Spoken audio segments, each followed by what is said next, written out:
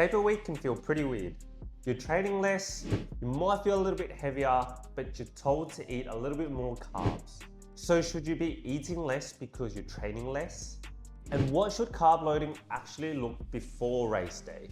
In this video, I sit down with a sports dietitian, Kieran from Strive Performance, to break down what taper week should look like, what your carb loading should look like, and how to feel without overthinking. The objective is simple: arrive at the start line, filled, recovered, and ready to go.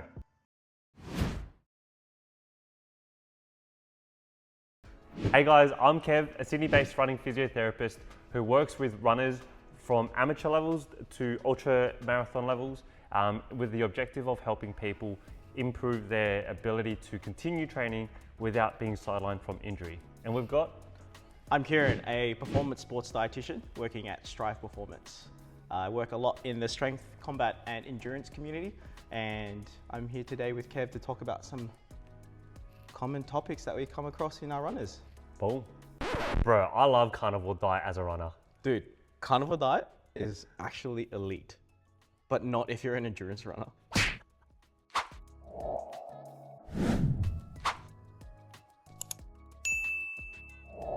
So if we're talking about long distance runners, right?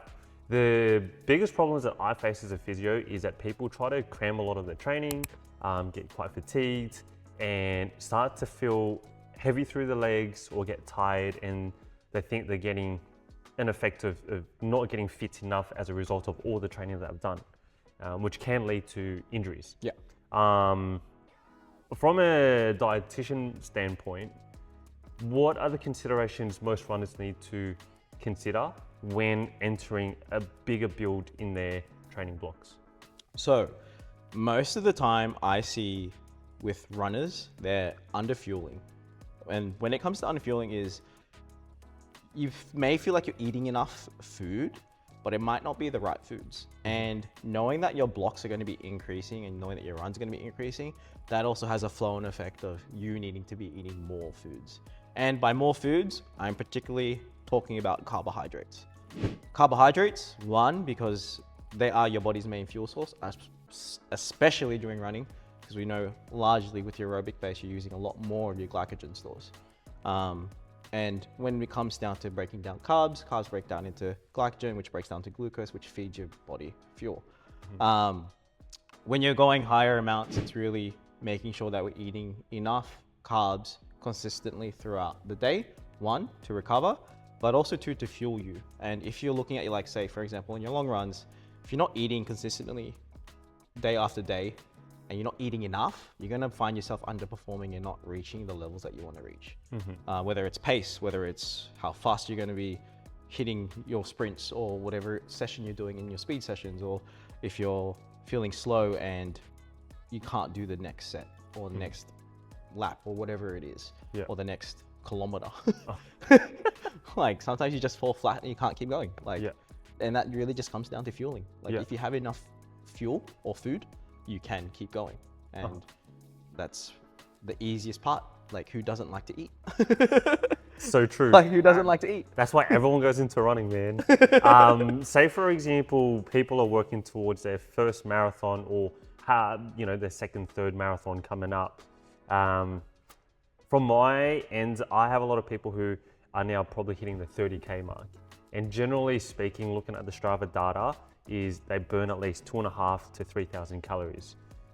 For someone that is training at such amount now, averaging 70 Ks per week, how would you consider carb intake throughout the whole week?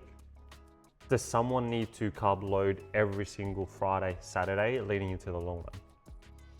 So I would say taper based on your training. So if you're knowing you're hitting those 30 kilometers, you should still trial a mini carb load, and that's just kind of hitting your amounts of what you should be fueling for.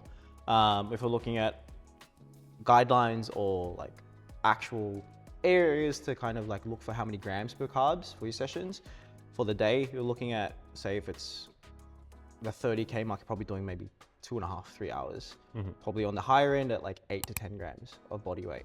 And that can seem like a lot of carbs, but that's carbs for your session, carbs to give you from the day before as well. Like if you're eating, say, if you're running on Sunday, for example, if you're having carbs the day before, you're getting those carbs in for the next day, essentially. So you're eating for tomorrow. Yep. That's the easy way to put it. And then if you're getting enough carbs in, one, to fuel you for those longer sessions, particularly on that higher end, you should realistically train like it's a race.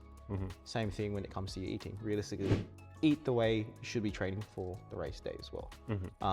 And if you've had a few marathons, you've probably built up the skills and the progress when it comes to your running.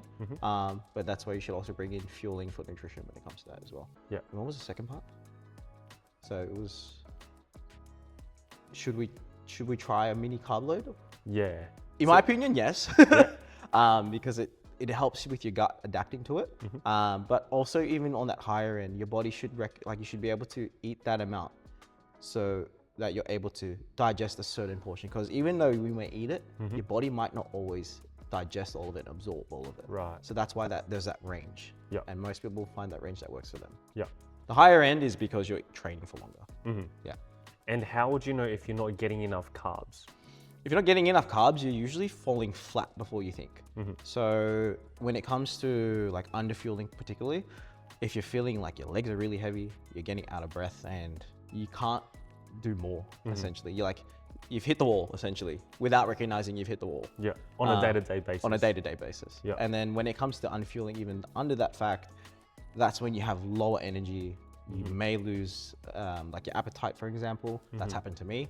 Or like chronic underfueling will lead to something called low energy availability, and then that can lead to down the track relative energy deficiency in sport, or RED-S. So they're actual chronic problems that will eventually happen if you're not fueling appropriately. Yeah. Which makes sense because a lot of runners who come into the physio clinic have recurring injuries, particularly into the peak block, because they are not feeling enough, and they'll start to have poor appetite. They come in actually quite moody, some of them. Yeah, that's a big one. So my question is like, how much are you eating? I'm eating enough. So going off that, then how do you know if you're eating enough? If you're eating enough, well, one, it's really figuring out your baseline calories or your kilojoules, and that really just comes to some really good scientific models, like the Schofield equation. It's finding your BMR or your basal metabolic rate, what you need to just survive. Yep. And then you kind of look at that and be like, okay, what is exercise adding on top? And then other factors, say if you fidget a lot, like I fidget a lot, so I probably have a slightly higher thermic like NEAT or non-essential training. Like you're burning more. You're burning more calories and you're burning more stuff. Just from like fidgeting. Just from fidgeting and doing a few other things. But when it comes to training, particularly knowing that you're training 30 Ks, knowing you're training higher amounts in these higher peaks, it's really figuring out base calculations, and that really just comes from estimations. Okay. So let's paint a picture of a potential runner, right? 30 years old, female, works on an office desk. What are some very simple takeaway tips that they could utilize now in how to spread the amount of carbs, proteins, or whatever through the day to feel fresh for their runs? So you can look at it like based on your activity for the day. If we're using like the example of the 8 to 10 grams for like the longer runs or the higher energy days, if you're just sitting in the office all day, you're not really training, you can look for anywhere from like 2 to 4 grams of carbohydrates because you're probably light training or resting. You're going a little bit higher, that's when you go from like that 4 to 7 range. And then that's like a medium day of training, so maybe your speed sessions, maybe your interval sessions, because you're not really going for time, you're going for speed.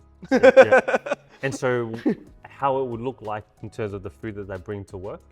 So if it's like, say me, like I'm 80 kilos, so if I'm looking at like a speed session, like 5 grams I'd probably aim for in the day. Quick math, it's 240, 320, 350-ish carbs. My math's not good. 350-ish carbs. I'm looking at, say, 2 slices of sourdough, a bowl of cereal. When it comes to like, I like Cocoa Pops. I add coconut water. That stuff is banger. So I add that, and then like a banana. Yep. Just like good high quality carbs. Mm-hmm. And that really can just depend. And then I eat a lot of rice Yep. after training Mm-hmm. just to refuel. So I Yep. probably have about maybe 250 grams of carbs. Yep. So, but that's really just dependent on like what you want to do. But throughout the day, if they're in the office, Yep. sandwich, banana, piece of fruit, and then another source of carbs. Yep. And that can be spread across the day. Okay. Yeah. So you got your breakfast, like all these little snacks that you mentioned, LCMs, Yeah. muesli bars, fruits, and then you got your lunch, and then an afternoon could be like a juice, sultanas, Sultanas are great. dates, Yeah. and then you got your dinner. Yeah. Okay. Cool. So rough guideline will be something like that. Yeah. Yeah. Rough guideline. Yeah. And would it differ from day to day, or would you just go, hey, look, if it's easier, repeat that pattern every single day? If it's easier, repeat the pattern and then add snacks. Like Yeah. add more snacks. Like Mhm. just add more. If you feel like you don't know patterns, if you feel like you can't change day to day, Yep. look at your activity and you know if it's going to be a brutal session because you're planning for the week. Mm.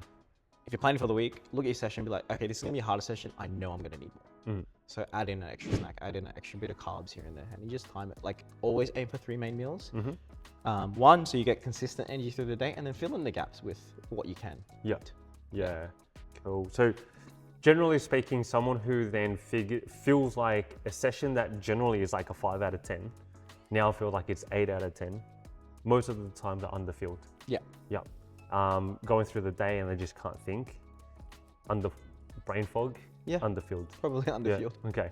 So then just increasing a couple of small things here and there, like lollies, dates, maybe an extra date than what you normally have, Yeah. just to pump it up. Just to pump it up. And this is in peak area, like peak taper. Yeah. So not when you're probably starting your blocks, but this Mhm. is like towards race. Yeah. Yeah. Yeah. So during like the peak block is Yeah. when you'll start to do these things. Yeah. Okay. You touched on to it before, fueling considerations for each session. So do I need to have carbs before an interval session that's like only 45 minutes compared to say a 90-minute recovery run? Things to consider for those types of runs. Yeah. So if you're looking at like a general principle that you can look at for each session, if it's 30 minutes, you probably don't need as much carbs. Mhm. If you want a little top up, maybe like a snake or two. Mhm. If you're looking at like say 60 minutes or like 30 to 60 minutes, it's going to be a harder interval session. Probably aim for like 30 grams of carbs. Mhm. And that's looking at like a piece of like some dates or a bit of honey with a pikelet or Yep. whatever it may be. But then if you're looking at the harder runs, if you're really looking at carb periodization and looking at like how to fuel for each one, if it's like a longer run, it's a little bit easier, but you're going more for time. Mhm. Probably still going to need a bit more carbs, anywhere from like that 60 to 90 or that 30 to 60, like it just depends. Yeah. It depends on how much energy you feel like you need. Yeah. But always having something beforehand can be helpful. It's better than nothing. Yeah. Yes. So something real short, 30 minutes or 45 minutes and less, don't need anything unless you feel nippy. Yeah. Snakes. Anything that is like 60 minutes or more. Yep. General, what, 30 grams of carbs? Yeah. Which like could an be- easy 60. Yeah. Yeah, which could be like a pikelet. Yeah. A white Pikelet, bit bread. of honey, white Yeah. bread, whatever it may be. Uh-huh. And then longer runs would be like a bowl of rice, soy sauce. For me, yes. Bowl of rice, soy sauce, and egg. Oh, say less.